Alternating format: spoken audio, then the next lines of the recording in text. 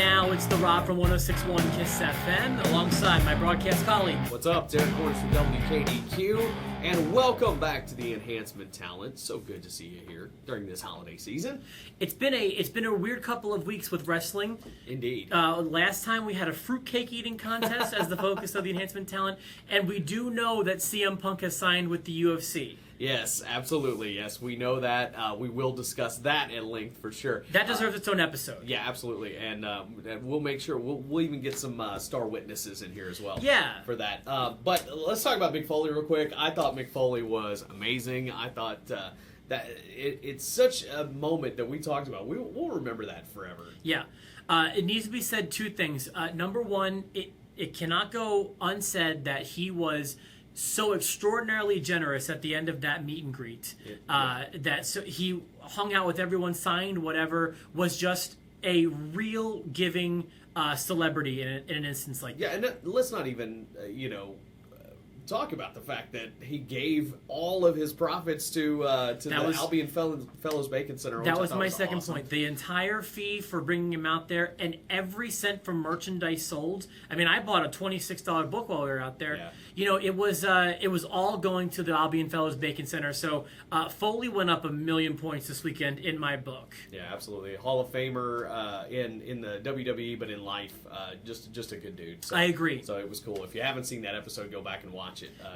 Because we had fun there in Santa Claus, Indiana. It was a good time. I think if you're watching it here on KISS, if you just keep playing after this video, it'll roll right into last week's episode. There you go. That's cool. And before we get into our predictions for TLC, we're coming off of the Slammy Awards, which always seems to kind of set up the next fiscal year. It's starting to get into that WrestleMania mode. And I guess we did get an email kind of asking about a couple of those things. Got an email from one of our viewers, Steve. He thought the WWE got some things wrong on the Slammy Awards. It's, in my opinion, in almost all categories with the possible exception of Superstar of the Year, they were, in my opinion, dead on. Especially Match of the Year. When they were showing the nominees for Match of the Year, Survivor Series, out of nowhere. I was not expecting anything from that match. I feel like that was the best match. Storytelling, everything that happened in that match was 100% dead on. I loved it. I know there's been a lot said whether it was work or whether it was like 100% straight up fan voting. I think it could have been fan voting, except for maybe the Superstar of the Year. I have no problem with Roman Reigns winning it. Mm-hmm. However, I don't think like you said, if it's fan voting, recent matches are going to stand out. So that's why I think the Survivor Series especially stood out. When there were, I thought that was a great match. I do think, the Shield and the Wyatts had some pretty good matches. But for Roman Reigns to win after being out for so long, I don't think would happen on a shoot voting. I think you'd have had somebody more like Dean Ambrose, maybe even John Cena to win. Yeah, I definitely think that. But definitely a setup for Roman Reigns, looking for a big push. I think he'd be the top guy going into the Royal Rumble and on. So we'll see how that plays out. Why? I'll never understand, but apparently he is. Looks like that's the way it's going, at least for right now. But as we know, as last year, things can change. We've got another pay-per-view on Sunday. I don't know if I'm going to be able to watch this one live, but I am looking forward to at least watching it. I didn't realize what a lot of the matches were until I saw the card in front of me, and I think it looks like a solid show. It's been a sleepy couple weeks with Raw, but looking at the card, it looks good. So we'll see. Let's start with pre-show. This new stable, which we haven't talked about a whole lot, it's New Day with Kofi Kingston, and I'm not sure which one of the incarnations will go, but Kofi Kingston, Big E, and Xavier Woods taking on Gold and Stardust. While I feel like the New Day has not been handled properly in the 2 weeks since their debut, I'm hoping that this will be the time where they get a clean win over Gold and Stardust. Yeah, I would hope so too, and I think that's probably where they're going. It's weird because I don't know. They haven't really told us who New Day is and why they are what they are. We saw the original vignettes and I thought, oh, there's some potential here, but we don't really know why they exist. And I hope we know more of that soon. I wish they would have done more in their debut. I wish they would have either won that tag match or at least lasted a lot longer than they did, because they could use that initial optimism. Sure. Next up, it's a first time ever that I'm aware of, a stairs match. Big Show versus Erick Rowan. They've added even the little tag. If you look on the website, it's tables, ladders, and chairs, and stairs. Don't forget stairs. Big Show versus Erick Rowan. On this one, I don't know why, but I'm going with the Big Show. Okay, good, because we're disagreeing. I prefer when we disagree. I'm going with Erick Rowan. I think that he's due for a push, and I think that Big Show can take this loss, and I think that this is going to be an Erick Rowan win. Okay, I don't know why. Like I said, I think I just looked at the other matches and who was in them and how, and I just think Big Show, will be the one out of this former team authority that kind of gets the upper hand here. Certainly could happen. Next up, chairs match, Kane versus Ryback. I like Ryback in this match. While I don't know how long it will last, I think that Ryback is on the receiving end of a push right now. Kane doesn't need the win, Ryback does, and I think he will. Yeah, I think without a doubt this match ends with a shell shock on a chair. Ryback wins. I don't see any other way this ends. Next match I have is Nikki Bella and AJ Lee. This title. If you want to believe what the internet says, and honestly, if you want to believe what common sense would tell you, that AJ Lee, guilt by association, would be in the doghouse. Right. And she may be leaving. I don't know if I agree with that, to be honest with you. But that all being said, I still see Nikki Bella getting the victory. Well, then I agree with you 100%. I don't think that she's leaving. I don't think that she's being disciplined. I just don't see her winning on Sunday. Yeah, I don't either. And I still think it was an odd ending to this whole Bella's thing. So I'm very confused to why Bree's a heel, and so I don't know. There may be more layers to that coming soon, hopefully. Tag team title match: Miz and Mizdow defending against the Usos. I think Miz and Mizdow will retain, and I don't really have they're hot right now. The Usos, they're just kind of there, I feel like. And I think that the focus of the tag team division will continue to be on Miz and Stunt Double Mizdow. I'm going to disagree with you on this one, and here's why. Great.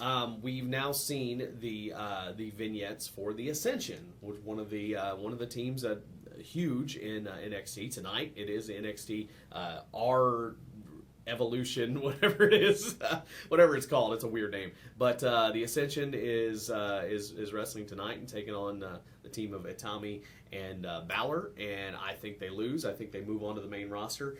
And here's what I see: I see the Usos getting the victory, Miz and Mizdow finally having that turn that Mizdow has been due for, and I think Usos lose to the Ascension for the tag team titles on Monday. So you think that the Usos will have it for one day and then lose it on Monday? That's what I think. I don't think that's right, but it's the WWE way of introducing tag teams. I would much rather them continue to build the Usos, continue to build the Ascension, and then put a big match together. That's just not the way they do things. Okay. Ascension debuts Monday, wins tag titles from the Usos. I'm sticking by Miz and Mizdow. That's 2 disagreements we have so far. All right. The U.S. title. U.S. title. Rusev and Jack Swagger. I feel like I've been here before. It does feel familiar. I have Rusev. Yeah, me too.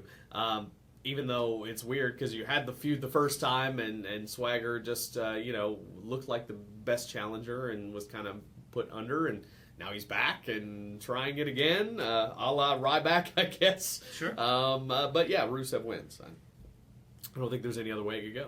And I think that, like I said, this is a good card, I feel like. Yeah. These next 2 matches, I feel like, were the hardest for me to call. Agreed. Intercontinental Championship ladder match. Luke Harper. He's the champ, correct? Yes. Taking on Dolph Ziggler.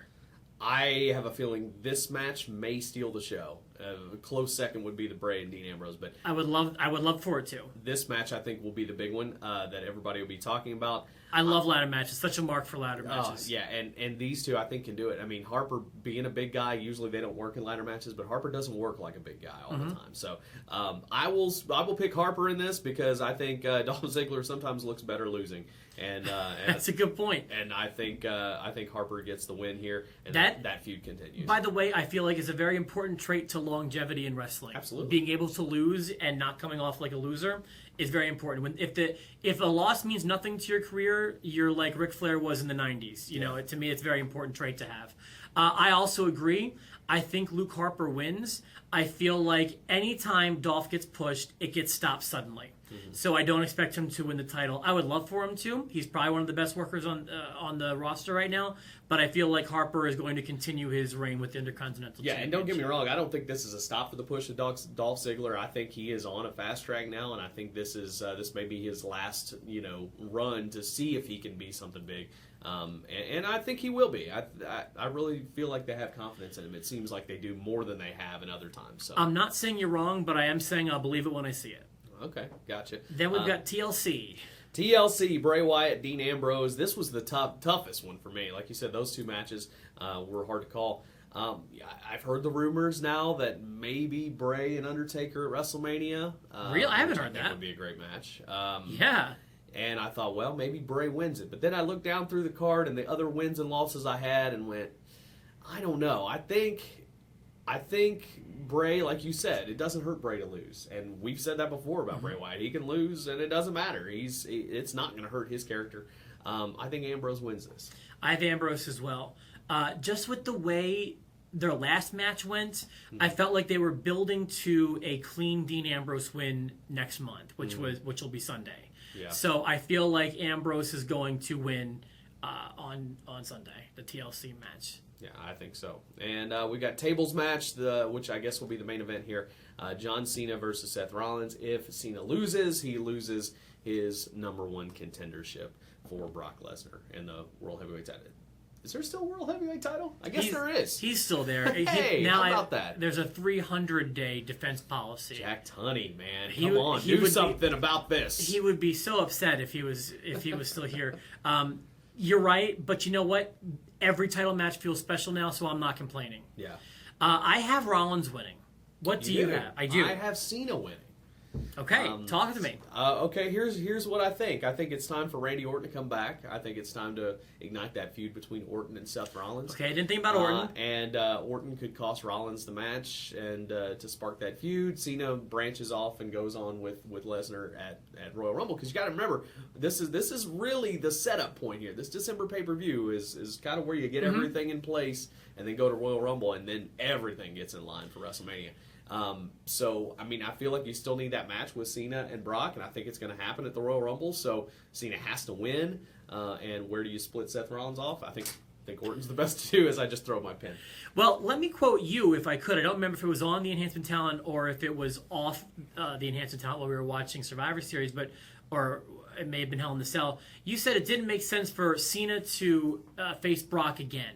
It doesn't. And I agree with that. And I feel like this is their way of backspacing and making a different kind of feud for Lesnar when he returns.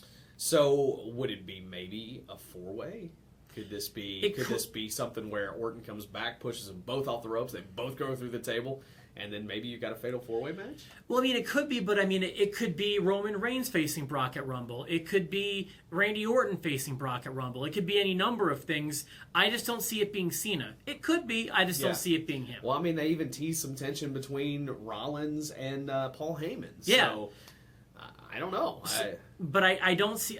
With that added stipulation, I feel strongly that Rollins will win. Okay. Plus, Cena has a bad track record in tables matches. Remember Sheamus' first title win? That one was a shocker. That was probably it was a shocker. Yeah. And that's a way that you can make somebody lose without looking bad. They could just fall on a banana peel and fall through a table, and all of a sudden, Cena loses. Oh. You know, it's not the same as getting your shoulders counted down to 3. So that's the way I feel. I respect the amount of disagreements we have, and that makes watching on Sunday all the more exciting. We would love to have your feedback. Remember, send it before Sunday, before the show starts. We want to know who you think's going to win, who's going to lose, and where we go as we are on the construction to the road to WrestleMania. That is right, and the construction may be bumpy, but we'll get there eventually. And as long as we have the Blacktop Bully to smooth things over in the end. Exactly.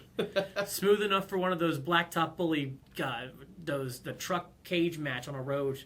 Remember that one? I do. And I know Goldust remembers that one because that's how he became Goldust. Exactly. You're fired. All right. Have a good one. Subscribe, and we'll talk to you soon with the Enhancement.